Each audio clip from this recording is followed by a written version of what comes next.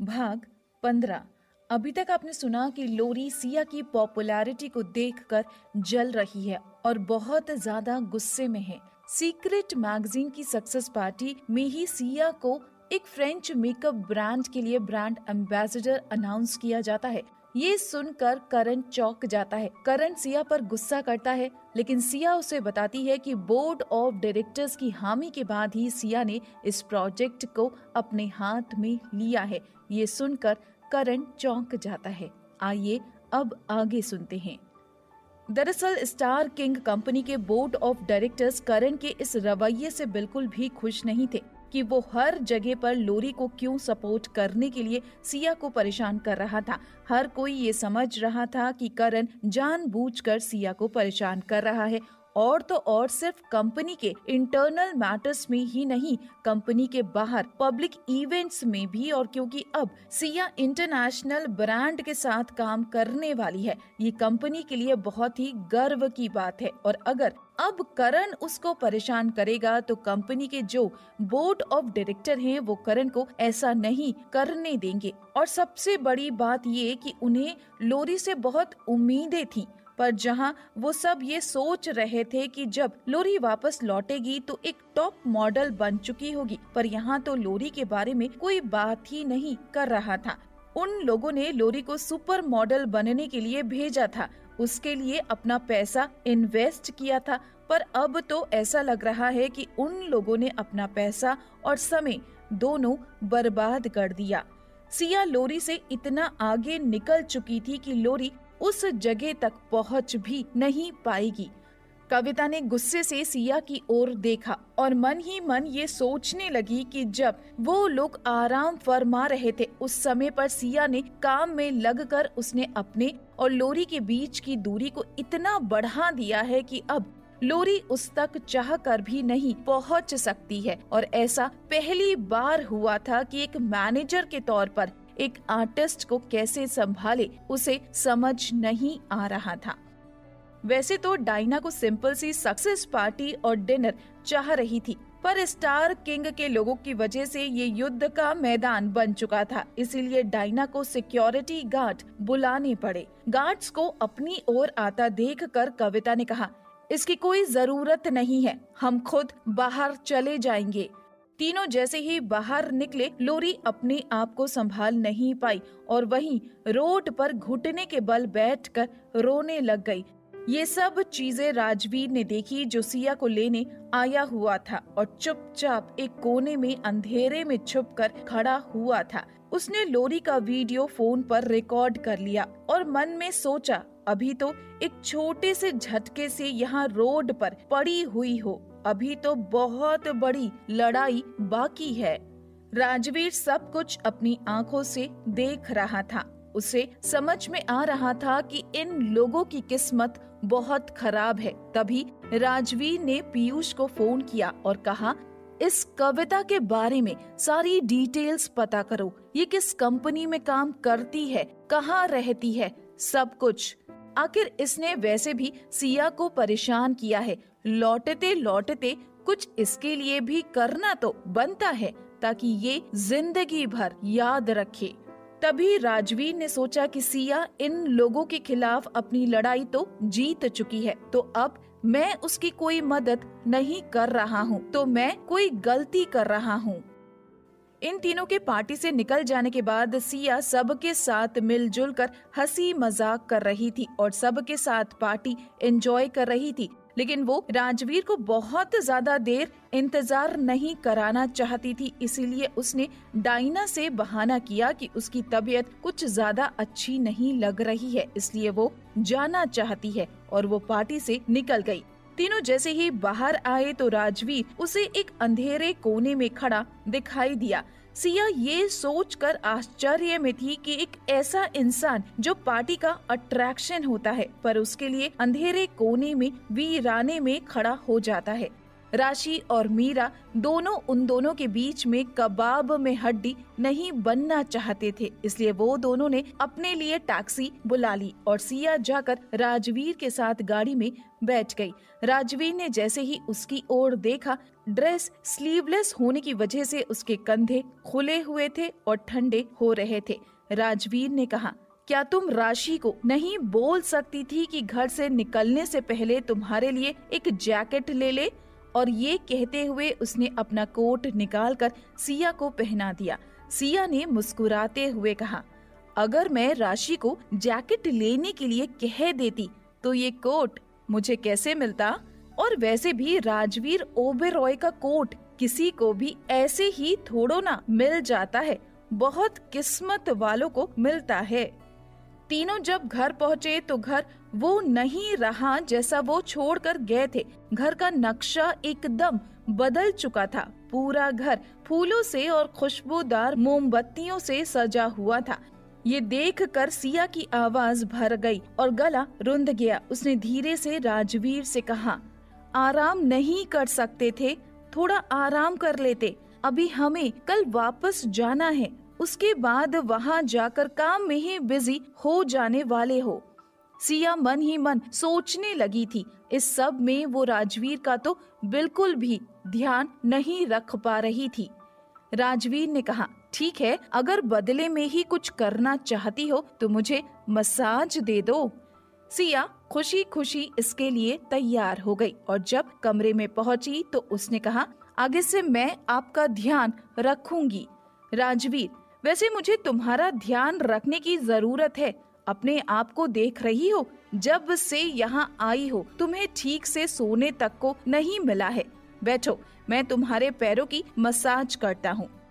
सिया विदेश में छा गई। सिया ने लोरी को पीछे छोड़ा। सिया ने देश का नाम रोशन किया और भी न जाने क्या क्या। सिया की तारीफ में ऐसे आर्टिकल अगले दिन सुबह की हेडलाइंस थे। सिया के सारे फैंस बहुत खुश हैं क्योंकि सिया ने जब उन्हें शांत रहने के लिए और सही वक्त आने का इंतजार करने के लिए कहा था तो उन्होंने इंतजार किया और अब इस वक्त सिया की जीत के साथ उसकी तारीफों में समय नहीं मिल रहा था। इससे ये भी सामने आया था कि सिया बहुत ज्यादा हो हल्ला मचाने वालों में से नहीं है और वो बस शांत रहकर अपना काम करके तरक्की हासिल करने वालों में से है। अब जब सिया वापस लौट रही थी तो उसका स्टेटस वो नहीं था जैसा यहाँ आते वक्त था। अब इसके बाद कोई भी उसे कभी भी एक आउटडेटेड मॉडल बोल नहीं पाएगा।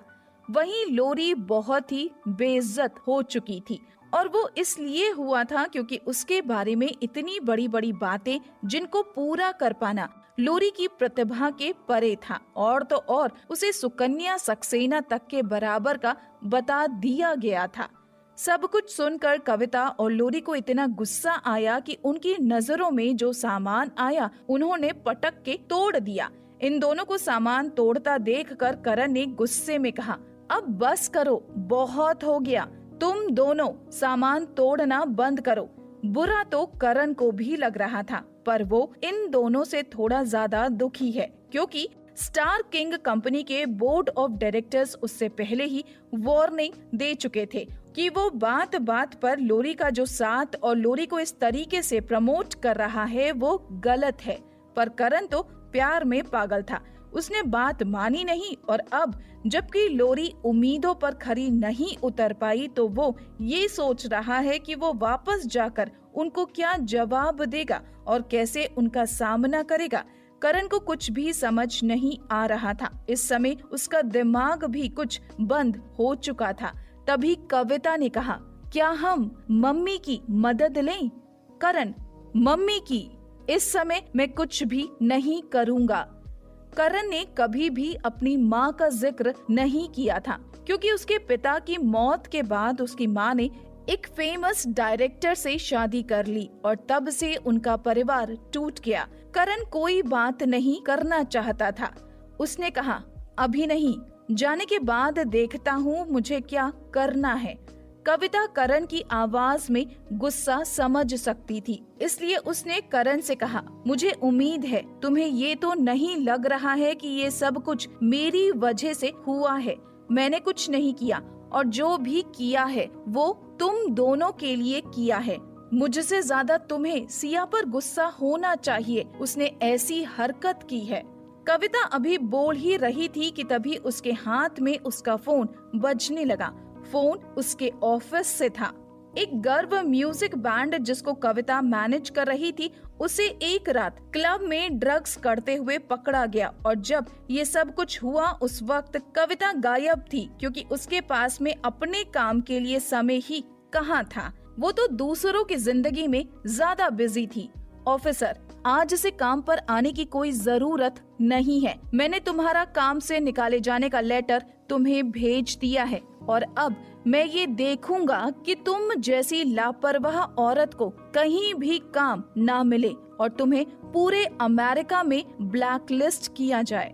अपने बॉस के शब्दों को सुनकर कविता के होश उड़ गए थे। उसने अपने आप को संभालते हुए कहा, सर प्लीज मुझे अपनी सफाई देने का एक मौका तो दीजिए। बॉस, क्या मौका दूं तुम्हें? और तुम अपनी सफाई में क्या कहना चाहती हो? तुम्हें नहीं लगता कि हमें ये पता चल जाएगा कि तुम हमारे खिलाफ जाकर अपने भाई की मदद कर रही थी, जबकि तुम अच्छे से जानती हो कि सीक्रेट मैगजीन के साथ में हमारा कोलैबोरेशन है। हम वहाँ पर अपनी मॉडल भेज सकते थे। तुम सोचो, अगर इस ओरिएंटल ट्रेंड शूट के लिए हमारी मॉडल भेजती तो हमारा कितना फायदा होता, हमारी पकड़ मार्केट में कितनी मजबूत हो जाती। पर नहीं, तुमने तो अपने भाई की मदद की और तुमने तो अपने भाई की कंपनी की मॉडल को वहाँ पर लेकर चली गई। और तो और तुमने अपने काम पर भी ध्यान नहीं दिया। मुझे कुछ नहीं सुनना है, बस तुम्हारी नौकरी तो चली ही गई है। उसके साथ साथ तुम अब कॉन्ट्रैक्ट को तोड़ने का हर्जाना भरने के लिए भी तैयार हो जाओ। हर्जाने की रकम तुम्हें पता ही है। कविता के बॉस ने बिना उसकी कोई भी बात या कोई भी सफाई सुने फोन काट दिया।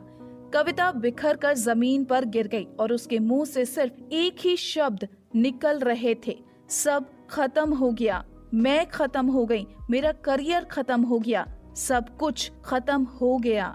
करण दौड़कर कविता के पास आया और उससे बोला, दीदी क्या हुआ, क्या खत्म हो गया? कविता ने गुस्से में चिल्लाया, सब कुछ तुम्हारी वजह से हुआ है। मेरी नौकरी चली गई, मेरा करियर खत्म हो गया, सब कुछ तुम्हारी वजह से हुआ है। करण, कुछ खत्म नहीं हुआ, अभी आपके पास मैं हूँ ना, मैं आपके साथ हूँ, मैं आपके साथ रहूंगा। कविता, तुम सिर्फ और सिर्फ लोरी के हो, तुम किसी के नहीं हो सकते हो। कविता के मन में पछतावा और दुख दोनों था। उसे अब पछतावा हो रहा था कि वो क्यों सिया के खिलाफ गई और उसने क्यों अपने इस बेवकूफ भाई की मदद की, पर अब वो कुछ नहीं कर सकती थी। करण, दीदी आप परेशान मत हो, मैं हूँ ना आपके साथ, आप जो बोलोगे मैं वो करूँगा। कविता, अच्छा तो ठीक है, अगर तुम्हें मेरी मदद ही करनी है तो तुम एक काम करो, मेरी जो हर्जाने की रकम है उसका आधा तुम दे दो। तुम्हें मेरे हर्जाने की रकम पता है? 10 मिलियन US$, तो उसका आधा मतलब 5 मिलियन US$ तुम दे दो। और उसके साथ साथ मुझे सिया का मैनेजर बना दो। मैं सिया के मैनेजर बनने के बाद उसे करियर की ऊंचाइयों तक लेकर जाऊंगी और उसके जरिए अपना काम वापस पाऊंगी, क्योंकि अब यहाँ अमेरिका में तो मुझे ब्लैकलिस्ट कर दिया गया है। मैं यहाँ पर काम नहीं कर सकती और इसका मतलब समझते हो? इसका मतलब ये है कि मैंने इतने साल अपना करियर बनाने में जो मेहनत की थी वो यहाँ पर सब बर्बाद हो चुकी है। मैं यहाँ पर अब जीरो हूँ, बस जीरो। करण ऐसा नहीं होने दे सकता था। वो अपनी बहन को सिया की मैनेजर नहीं बना सकता, क्योंकि सबसे पहली बात तो ये फैसला ही गलत है। दूसरी बात ये कि वो सिया से पीछा छुड़ाने के मौके ढूंढ रहा है। उसने कविता को कहा, कोई बात नहीं, मैं पैसे का इंतजाम करता हूँ, आप पैसे के लिए परेशान मत हो, आधी कीमत मेरे हिस्से के कुछ शेयर बेचकर आ जाएगी, उसका मैं इंतजाम कर दूंगा। आप सिया का मैनेजर बनने की जिद छोड़ दो, क्योंकि पहली बात तो ये है कि जो हमने सिया के साथ किया है उसके बाद सिया इस बात के लिए कभी भी तैयार नहीं होगी, और दूसरी बात ये कि उसके पास पहले से ही मीरा है। कविता, तुम समझ क्यों नहीं रहे हो? अगर हम उसे रोक नहीं सकते तो कम से कम उसकी पॉपुलैरिटी का फायदा तो उठा सकते हैं। और तो और अगर मैं उसके साथ रहूंगी तो उस पर नजर भी रख सकती हूँ। तुम समझो, हम एक तीर से दो शिकार कर पाएंगे। ये सुनने के बाद करण को इस बात में थोड़ा सा लॉजिक लगा और वो अपने ही फैसले के बारे में दोबारा सोचने लगा। उसे लग रहा था कि सही बात है, सिया को दबाया तो नहीं जा सकता, कम से कम हम उसका फायदा तो उठा ही सकते हैं। लोरी इन दोनों के इस फैसले से बिल्कुल भी खुश नहीं थी, पर वो इस वक्त कुछ बोल नहीं सकती थी, क्योंकि अभी जो सीक्रेट मैगजीन में हुआ और जिस तरीके से उसकी बेइज्जती हुई वो कुछ बोलने लायक नहीं बची है, और इस वजह से वो चुप थी। पर उसने रोती हुई शक्ल बनाकर करण की ओर देखा और कहा, क्या तुम मुझे प्यार नहीं करते? करण, कैसी बात कर रही हो? मैं तुम्हें प्यार क्यों नहीं करता? कैसी कैसी बातें तुम्हारे दिमाग में आती रहती हैं। तुम एक बात समझो, सिया को रोका नहीं जा सकता, ये तो तुम पहले भी देख चुकी हो और महसूस भी कर सकती हो, तो कम से कम उसका फायदा ही उठाएं। और मेरी बहन पर अब तुम ये सब छोड़ दो, वो सब कुछ संभाल लेगी और वो सिया पर नजर रखेगी, तो कम से कम हमें थोड़ा सा आराम मिलेगा। कविता अभी भी सिया को कंट्रोल करने के सपने देख रही थी, पर क्या राजवीर ऐसा कभी भी होने देगा? कविता, ठीक है, तुम लोग पहले लौट जाओ, मैं यहाँ का सारा मामला सुलझाकर यहाँ का सब कुछ काम खत्म करके फिर तुम्हारे बात आती हूँ। ISN का फोटोशूट पास आ रहा है और ये शूट इंडिया में ही होने वाला था, इसलिए सिया को अब वापस लौटना था।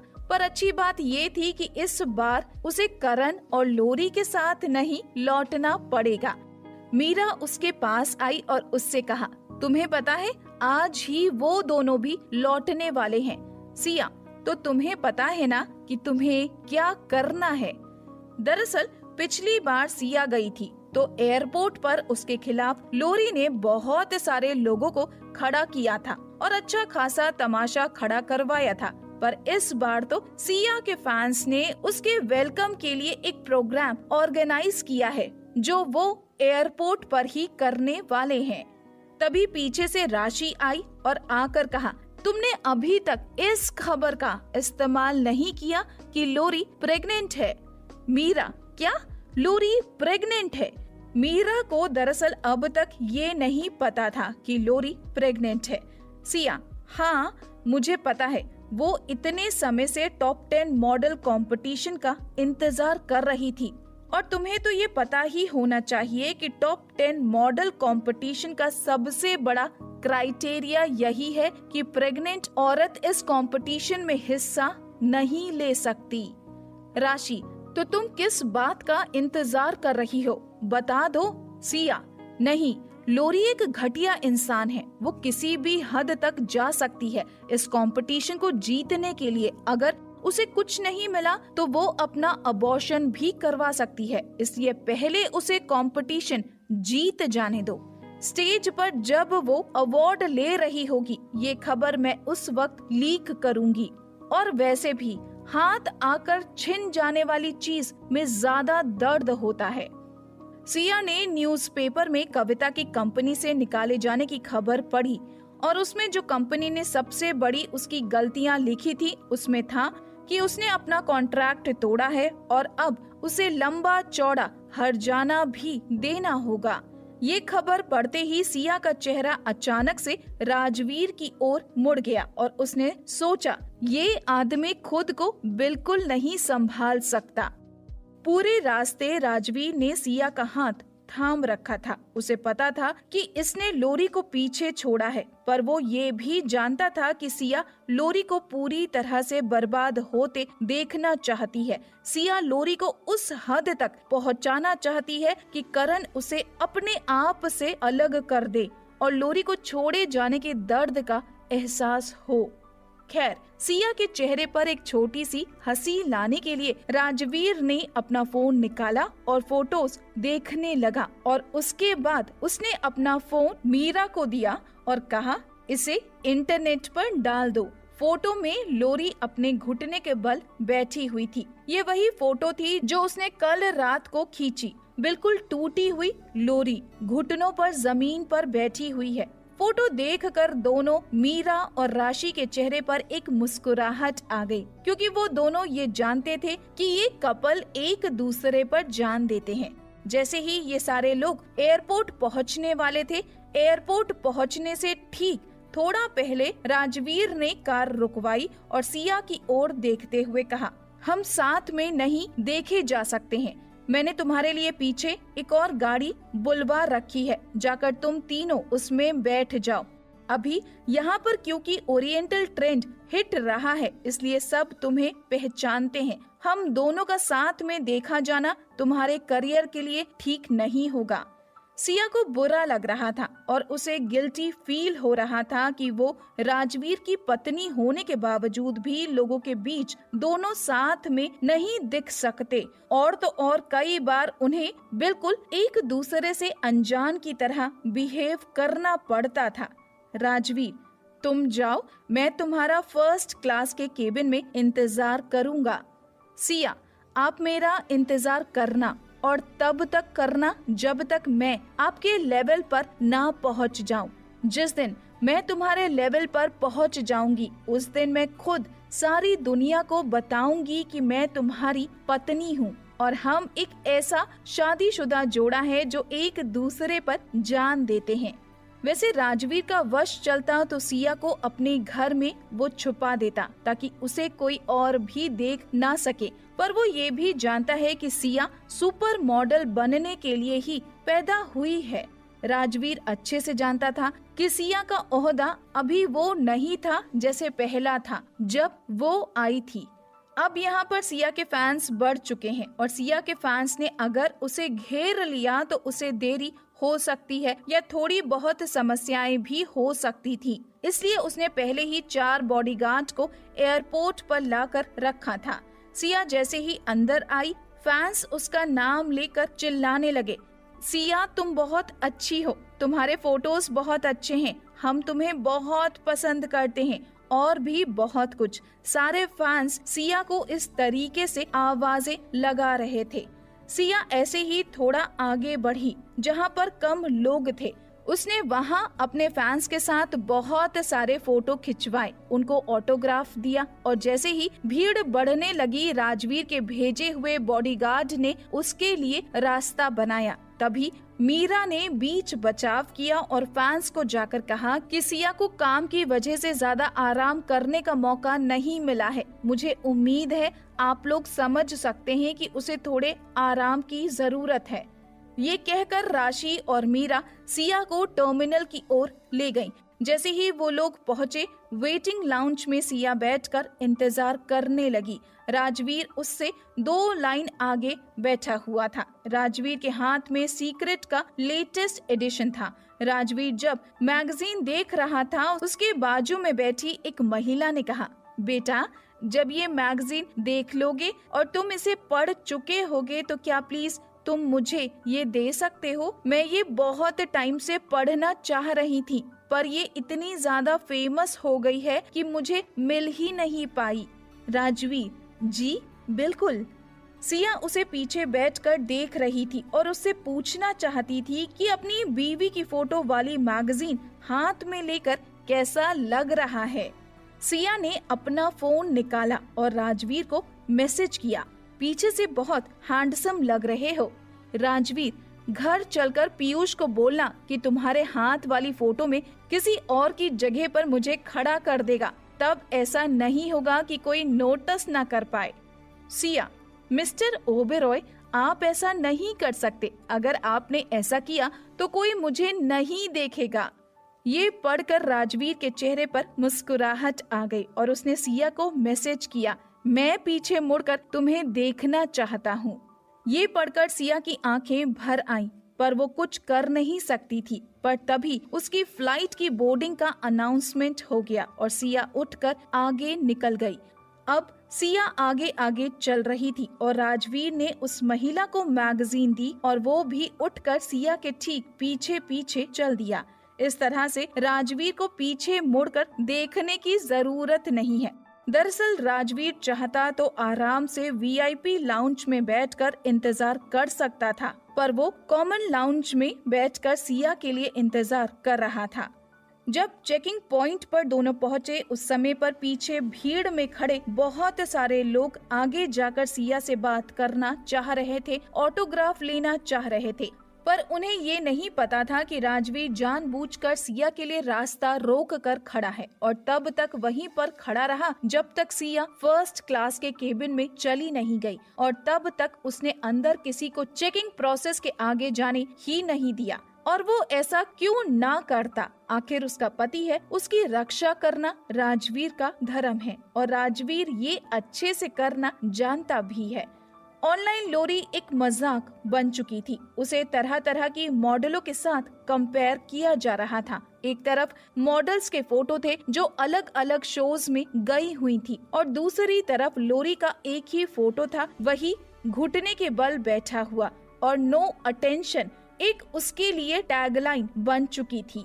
करण चाहता था कि लोरी अभी कुछ और समय यूएस में ही रहे, क्योंकि वो ये नहीं जानता था कि इतना कुछ सुनने के बाद और जो वहाँ पर मजाक बनाया जा रहा है, जो बेइज्जती की जा रही है, उस सब को लोरी झेल पाएगी या नहीं, और कहीं इस सब का असर उसकी प्रेगनेंसी पर ना पड़ जाए। ये सब सोचते हुए करण ने उसे कुछ दिन और रुकने के लिए कहा, पर लोरी ने कहा, नहीं, मैं तुम्हारे साथ चलूंगी। मैं देखना चाहती हूँ कि सिया मुझे नुकसान पहुँचाने के लिए मेरे साथ और क्या क्या कर सकती है, वो किस हद तक गिर सकती है। वैसे भी टॉप 10 मॉडल का कंपटीशन 4 दिनों में है, उसके लिए मुझे वहाँ पर पहुँचना बहुत जरूरी है। अब मेरे हाथ में सिर्फ वही बचा है। करण, ठीक है, फिर जैसे ही फ्लाइट लैंड होगी हम सीधे घर चलेंगे। पर करण ये जानता था कि फ्लाइट लैंड होने के बाद उन्हें एयरपोर्ट से बाहर तो निकलना ही पड़ेगा और वहाँ पर मीडिया मौजूद होगी। करण नहीं जानता था कि मीडिया और लोरी एक दूसरे का सामना करके कैसे रिएक्ट करने वाले हैं, और उसके पहले ही लोरी इंटरनेट पर अपनी खबरों को पढ़कर टूटकर बिखर गई थी और रोने लगी। इंटरनेट पर करण ने भी जो देखा वो सब कुछ उसे गुस्सा दिलाने के लिए काफी था। वो तो बस यही सोच रहा था कि उसने सिया को पहचानने में कितनी गलती कर दी है, या वो उसे कभी समझ ही नहीं पाया। एक ऐसी लड़की जो उसके प्यार के लिए किसी भी हद तक जा सकती थी, आज उसके ऊपर एक रत्ती भी दया नहीं दिखाती है, और तो और अपनी आखिरी सांस तक उसका मकसद सिर्फ और सिर्फ लोरी और करण को जहन्नुम में पहुंचाना है। सिया एयरपोर्ट पर पहुंची और वहां पर उसका बहुत अच्छे से स्वागत हुआ। उसके कुछ फैंस उसके नाम के बोर्ड हाथ में लेकर खड़े थे, तो कुछ लोग उसका नाम चिल्ला रहे थे, तो वहीं कुछ लोग उसके लिए फूल लेकर आए थे। वैसे तो स्टार किंग को इस बात के लिए बहुत गर्व होना चाहिए था कि उसकी एक आर्टिस्ट को इतनी पहचान, इतना प्यार मिल रहा है, पर करण इन सब के लिए एक रत्ती भी खुश नहीं था। वो बस यही सोच रहा था कि आखिर वो क्या करे जिससे वो सिया को कंट्रोल कर सके। पर इस वक्त कविता पर भरोसा करने के अलावा उसके पास कोई चारा नहीं था, और साथ ही साथ वो ये भी सोच रहा था कि क्या अब उसकी माँ को कांटेक्ट करने के अलावा उसके पास कोई और ऑप्शन नहीं बचा है। आखिर क्या करेगा करण अब सिया से बदला लेने के लिए, और कैसे बचेगी सिया करण के इस वार से, जानेंगे अगले भाग में। सिर्फ और सिर्फ ट्रेंड टॉप स्टोरीज पे सब्सक्राइब करना ना भूले और हिट द बेल आइकॉन।